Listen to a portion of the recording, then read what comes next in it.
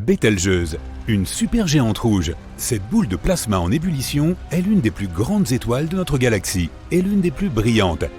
Elle est 500 fois plus grande que le Soleil, mais elle est en état de pulsation, ce qui fait qu'elle grossit et rapetisse. À son apogée, elle fait 800 fois sa taille moyenne. Si cette étoile était une corbeille, elle pourrait contenir environ 300 millions de soleils, alors que son poids n'est que 17 fois supérieur. Et là, à environ 500 années-lumière, se trouve la Terre. Nous lançons notre vaisseau spatial et entamons notre voyage vers Bételgeuse. En quelques secondes, nous avons déjà parcouru 390 000 km et nous sommes près de la Lune. Cette distance représente 9,5 fois le tour de la Terre. Une navette spatiale actuelle propulsée par une fusée aurait mis 3 jours pour arriver jusqu'ici. Nous sommes maintenant près de Mars. Le vol vers la planète rouge dure généralement 7 mois. Plusieurs rovers sont actuellement à l'œuvre ici, ainsi que le tout premier drone volant Ingenuity. La surface de Mars est 3 fois plus petite que celle de la Terre, mais la planète est également 10 fois plus légère. On espère bientôt y envoyer une colonie humaine. Juste au-delà de Mars, nous devons esquiver de nombreuses roches spatiales. C'est la ceinture d'astéroïdes. Elle contient des débris et des objets spatiaux de taille et formes différentes. Le plus gros d'entre eux est Cérès. Sa surface est légèrement plus grande que la superficie de l'Argentine et son poids représente environ 1% de celui de la Lune. Le poids total de toute la ceinture d'astéroïdes est 25 fois inférieur à celui de la Lune. Ensuite, nous passons devant les géantes gazeuses Jupiter et Saturne. Ce sont les plus grandes planètes du système solaire. Ce sont aussi les plus lourdes, même si elles n'ont pas de surface solide.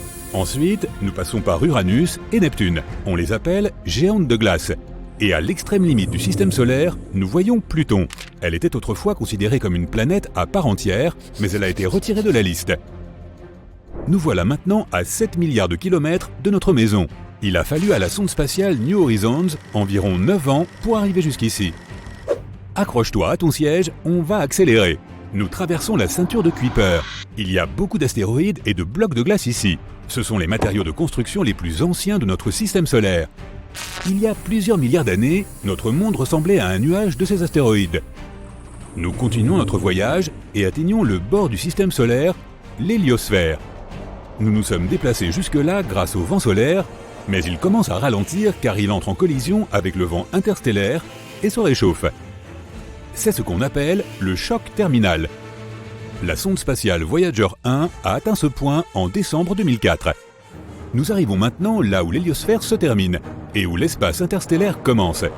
C'est l'héliopause.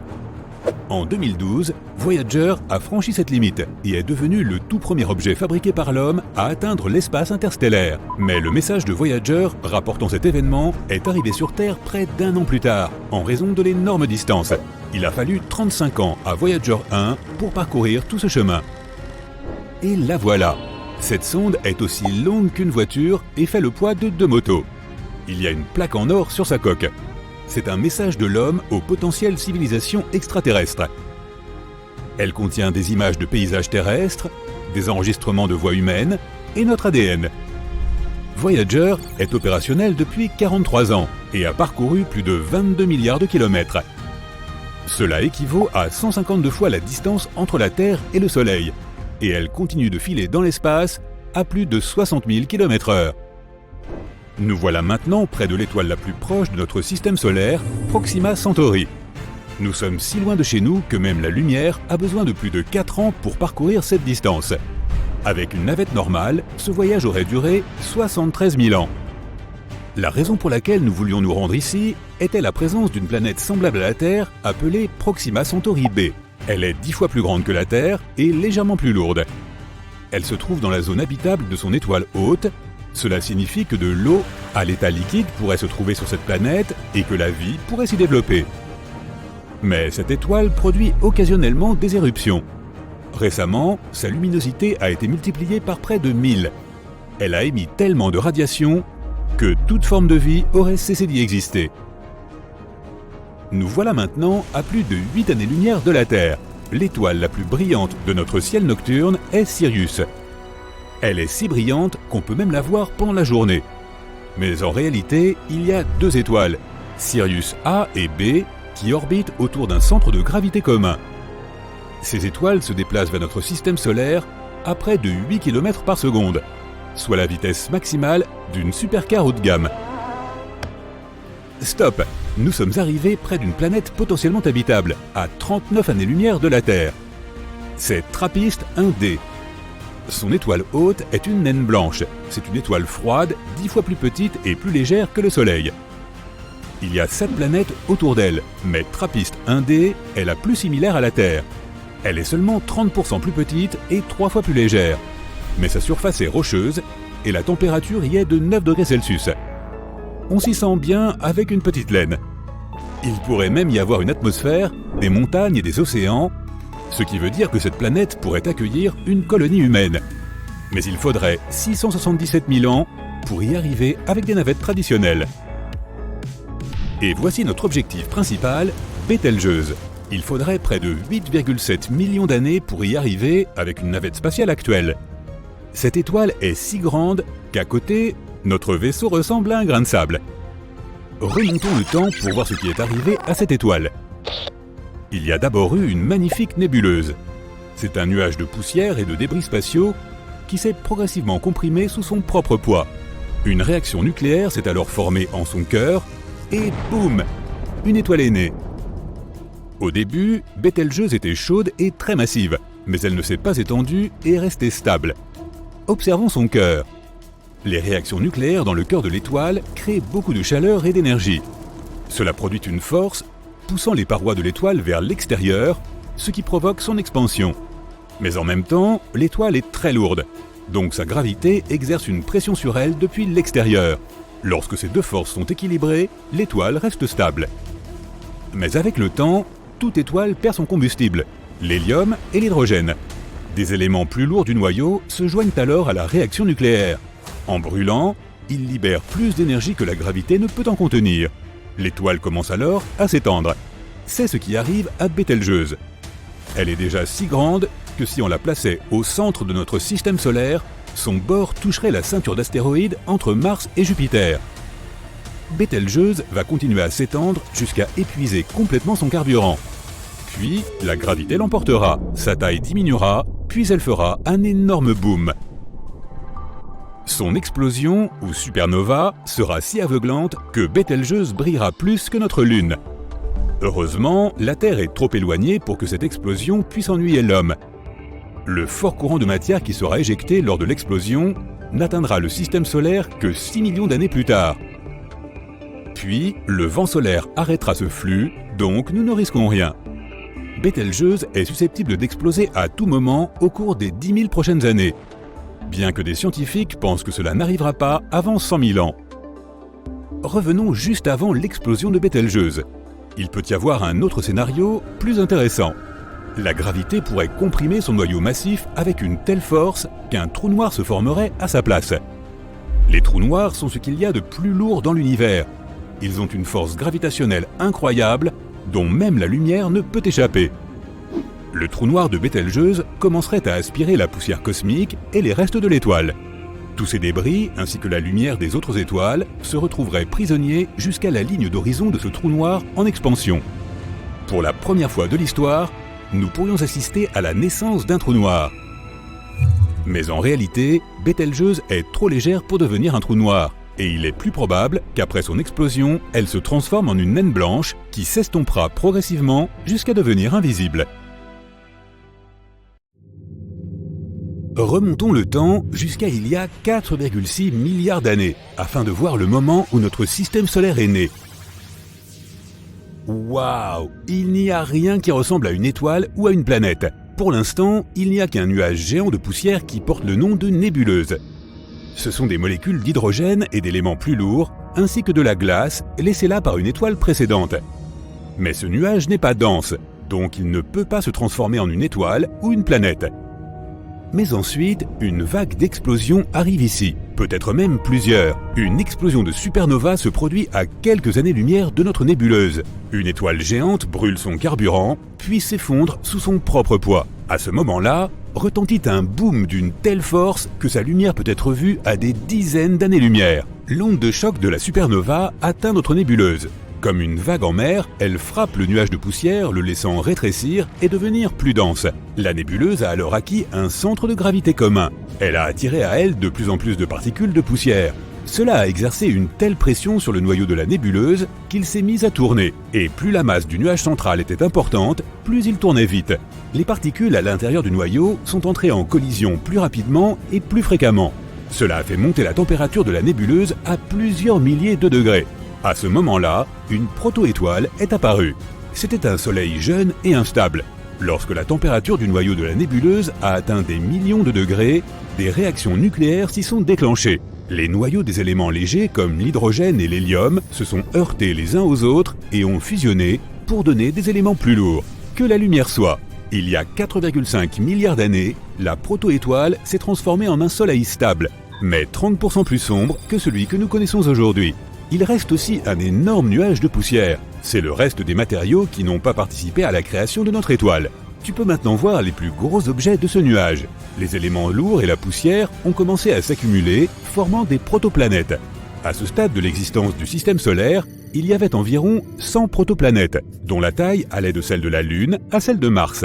À l'époque, régnait un chaos total. Ces protoplanètes n'avaient pas d'orbite bien définie, et elles ont commencé à entrer en collision les unes avec les autres. Certaines se sont heurtées frontalement, créant des explosions massives et des tonnes de débris. D'autres sont entrées en collision de manière tangentielle et ont simplement changé de trajectoire. Dans cette partie de billard cosmique, les plus grandes protoplanètes ont gagné. Elles ont littéralement mangé les plus petits débris et sont devenues de plus en plus grosses. Le chaos ne s'est arrêté qu'environ 100 millions d'années plus tard. Tu peux maintenant voir certaines planètes presque formées. Mercure, Vénus, la Terre et Mars. Notre planète natale ressemble pour l'instant davantage à un morceau de lave. Le bombardement constant de sa surface par divers astéroïdes a beaucoup chauffé la planète. Mais déjà, elle a commencé à se refroidir. Tout allait plutôt bien jusqu'à ce qu'une terrible inconnue apparaisse à l'horizon. Il s'agit de Theia, une planète hypothétique de la taille de Mars qui s'est formée à peu près en même temps que les autres planètes. Et maintenant, elle se dirige en spirale vers la Terre, prête à la frapper. Bam! À la suite de l'impact, un énorme morceau de notre planète a été projeté dans l'espace. Theia elle-même a été réduite en morceaux. Son noyau a fusionné avec celui de la Terre, tandis que le reste de la matière est resté dans l'orbite de notre planète. Petit à petit, les débris des deux planètes ont commencé à entrer en collision les uns avec les autres et à fusionner en un grand corps cosmique. Lorsque la poussière est retombée, la Terre a eu son satellite naturel, la Lune. Une autre hypothèse pour la formation de la Lune suggère que Theia était beaucoup plus grande que la Terre. Elle n'a que légèrement éraflé notre planète et a continué à se déplacer sans perdre sa matière. Et la Lune a été formée presque entièrement à partir de particules de notre planète. Comme preuve de cette hypothèse, nous avons des échantillons de sol lunaire rapportés par les astronautes de la mission Apollo. Il s'avère que la composition du sol lunaire est très similaire à celle de la croûte terrestre, et ces éléments n'ont pu arriver là qu'à la suite d'un événement violent. Les géantes gazeuses comme Jupiter, Saturne, Uranus et Neptune se sont formées un peu plus tard et plus loin du Soleil. Ces planètes sont littéralement des boules de gaz. Elles n'ont pas de surface solide. Si tu marches sur Jupiter, tu tomberas jusqu'à ce que tu atteignes son noyau. Ces planètes n'ont pas pu avoir de surface solide pour plusieurs raisons. Elles se sont formées plus tard, alors que les autres planètes s'étaient déjà accaparées les métaux et les silicates. Elles sont aussi toutes nées au-delà de la ligne de gel. Il s'agit d'un point hypothétique situé quelque part au-delà de l'orbite de Mars. Le Soleil ne chauffe pas suffisamment la zone située derrière cette ligne pour que l'eau se trouve à l'état liquide. Il y avait donc une énorme quantité de glace dans les nuages de gaz restants. 3 millions d'années après la naissance du Soleil, ces matériaux ont commencé à s'empiler et à prendre de la masse, devenant ainsi la proto-Jupiter. En quelques millions d'années, cette boule de glace a pu atteindre une masse environ 50 fois supérieure à celle de la Terre. Et plus elle devenait lourde, plus elle était capable d'accumuler de gaz. En peu de temps, Jupiter a absorbé presque toute la matière du disque de gaz qui se trouvait près d'elle et a atteint environ 318 masses terrestres. Jupiter avait un champ gravitationnel très puissant et a fait des ravages sur tous les objets situés dans la zone entre Mars et elle. Les protoplanètes y entraient en collision beaucoup plus souvent, ce qui provoquait leur effondrement. Par conséquent, une ceinture d'astéroïdes s'est formée. Ce sont des fragments incapables de se réassembler en une planète complète à cause de l'intense gravité de la géante gazeuse. Passons à Saturne, la deuxième des 4 géantes gazeuses.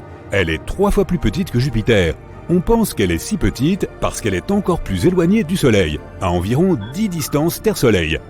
Et elle a commencé sa formation encore plus tard, alors que Jupiter n'avait presque rien laissé du disque gazeux.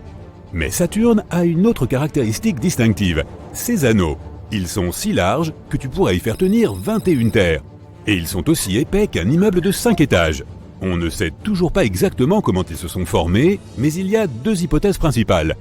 Saturne a 82 lunes connues à ce jour. Il y en a peut-être une de plus, mais elle a été détruite lors d'une violente collision. La Lune a été brisée en petits fragments qui ont commencé à graviter autour de la géante gazeuse. Ces fragments, à leur tour, sont entrés en collision les uns avec les autres et se sont à nouveau brisés. Petit à petit, des débris de la taille de gratte-ciel se sont transformés en petits grains de sable. C'est ainsi que les anneaux de Saturne sont constitués de poussière et de glace cosmique. Viennent ensuite Uranus et Neptune. Elles sont beaucoup plus petites, avec respectivement 14 et 17 masses terrestres. On pense qu'elles n'ont pas pu atteindre la taille et la masse de Jupiter à cause du puissant vent solaire. Il a progressivement soufflé le disque de gaz à l'extérieur du système solaire, vers l'espace interstellaire. Il y avait donc beaucoup moins de matériaux de construction pour les nouvelles planètes. Quand Uranus s'est formée, elle a subi une collision catastrophique et probablement très violente avec une autre protoplanète. Cette collision a fait rouler Uranus sur le côté. Toutes les planètes ont leur axe de rotation dirigé vers le haut, mais l'axe d'Uranus est dirigé vers le Soleil. Elle ressemble donc plus à une boule qui roule. De plus, sa rotation est rétrograde. Cela signifie qu'elle tourne à l'encontre de son propre mouvement, un peu comme une voiture qui avance, mais dont les roues tourneraient à l'envers. Derrière les géantes gazeuses se trouve la ceinture de Kuiper. C'est la zone située au-delà de l'orbite de Neptune.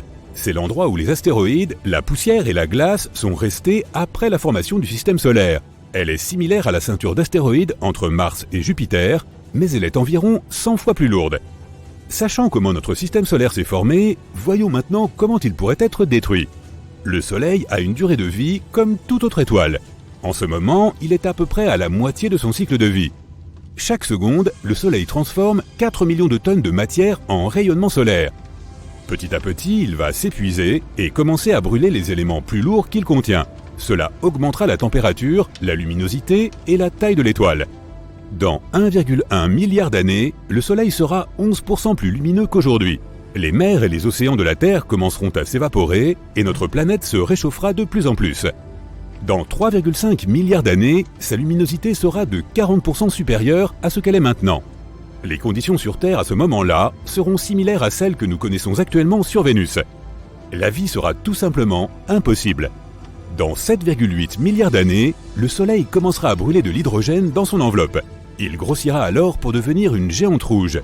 Il sera environ 256 fois plus grand. À ce moment-là, l'enveloppe extérieure de l'étoile sera exactement à l'endroit où se trouve actuellement l'orbite de la Terre. Mais comme le Soleil perdra sa masse, il est possible que notre planète s'éloigne un peu plus de lui. Néanmoins, cela n'aura aucune importance, car la vie sur Terre n'aura plus pu exister depuis plusieurs milliards d'années déjà, à cause de la hausse de la température. Et un fort vent solaire emportera tout simplement notre atmosphère. Puis, les pulsations thermiques à l'intérieur de l'étoile arracheront l'enveloppe extérieure du Soleil. Cette coquille se transformera en une nébuleuse planétaire, presque exactement comme ce que nous avons vu au début. Et tout ce qui restera du Soleil sera une naine blanche de la taille de la Terre qui s'éteindra en quelques milliards d'années. On a voyagé loin jusqu'au noyau de la Terre et dans l'espace. Mais si l'on pouvait combiner ces aventures et découvrir ce qui se cache dans les entrailles des autres planètes et lunes du système solaire. Avec l'aide de cette hyperforeuse interstellaire, nous pouvons y parvenir, du moins en partie. Les coordonnées sont entrées, tous les systèmes sont prêts, et notre première destination est... la Lune. Notre Lune en fait. Nous atterrissons sur sa surface grise et désolée sous un ciel noir. Pas de bleu ici car il y a très peu d'atmosphère pour disperser la lumière. La foreuse se met en marche et nous traversons d'abord la couche externe de la Lune, la croûte comme sur Terre. Comme nous sommes sur la face ensoleillée, l'épaisseur de cette couche n'est que de 70 km. Mais si nous nous posions sur la face cachée, elle serait plus de 2 fois plus épaisse. La Lune est un corps rocheux, sa croûte est donc en grande partie constituée de silicium, de fer, d'aluminium, de calcium, d'oxygène et de magnésium, avec des quantités beaucoup plus faibles d'autres éléments. Plus bas, on trouve le manteau, et c'est un voyage long et fastidieux. Cette couche a une épaisseur d'environ 1400 km. Elle se réchauffe au fur et à mesure que l'on s'enfonce, et on y trouve des minéraux composites, le pyroxène et l'olivine. Ils sont composés de fer, de silicium, d'oxygène et de magnésium, dans des proportions différentes. Puis, on traverse les couches dures et on entre dans le noyau externe semi-fondu. Un autre voyage d'environ 150 km nous attend à travers ce marécage brûlant, et on plonge dans l'océan de fer du noyau liquide. Il fait près de 100 km d'épaisseur, et le métal en fusion menace de nous vaporiser à tout instant. Mais cette foreuse a été conçue pour supporter des assauts impitoyables. Et puis soudain, on s'arrête. Dans les parties les plus profondes de la Lune, il y a un noyau de fer solide qui a une épaisseur de 240 km.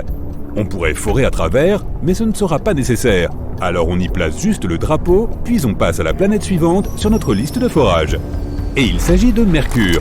Il faisait déjà chaud à l'intérieur de la Lune, mais à la surface de la plus petite planète du système, ça l'est encore plus. C'est parce qu'elle est si proche du Soleil, bien sûr. Très bien, forons. Mercure possède une coquille externe assez épaisse, qui est à la fois sa croûte et son manteau, et qui s'étend sur environ 400 km de profondeur. Ce n'est pas le voyage le plus fascinant, elle ressemble à la Terre dans plusieurs aspects. Mais ensuite, la foreuse s'arrête et s'enfonce dans une paroi métallique solide.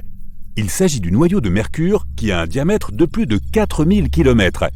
Il occupe 85% du diamètre total de la planète. Inutile d'essayer de forer à travers celui-ci, il est entièrement métallique et extrêmement dense.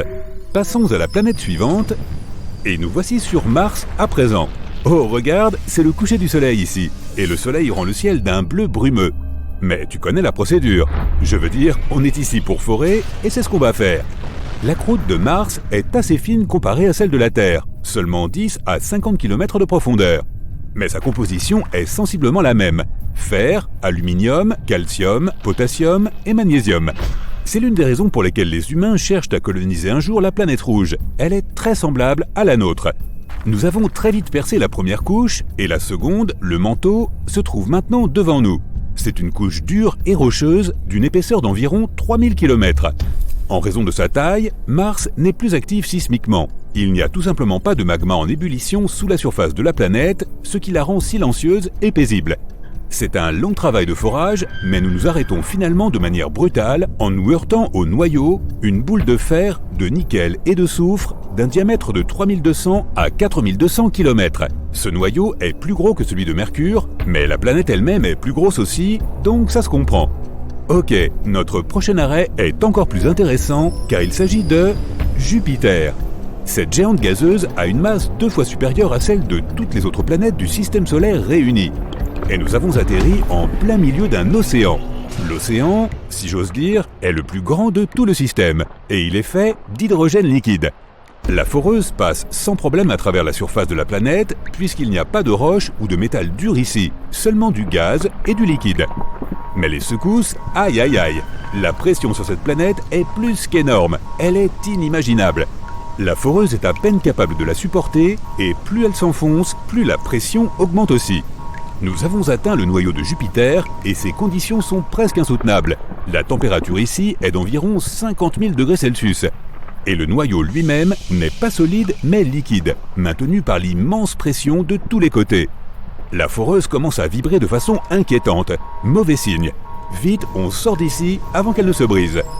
Ouf, pas de vent, pas de pression, pas de chaleur. Tout autour de nous n'est qu'un vaste désert glacé, sillonné de crêtes et de bandes rougeâtres. C'est Europe, une des lunes les plus prometteuses de Jupiter. Pendant que nous forons à travers la glace, laisse-moi t'expliquer. Europe est l'une des candidates les plus probables pour abriter une vie extraterrestre dans le système solaire. Et elle peut être trouvée juste en dessous de la coquille de glace à travers laquelle nous sommes en train de creuser. Elle n'a qu'une épaisseur de 15 à 25 km, alors qu'en dessous se trouve un énorme océan d'eau salée, 2 fois plus grand que tous les océans de la Terre réunis. Le point le plus profond de la Terre est le Challenger Deep, et il se trouve à un peu plus de 10 km de profondeur. L'océan d'Europe, quant à lui, peut atteindre jusqu'à 160 km de profondeur. Qui sait ce qui peut se cacher dans cette mer si sombre et si profonde ? Quoi qu'il en soit, on traverse rapidement cette eau et on atteint finalement le fond de l'océan.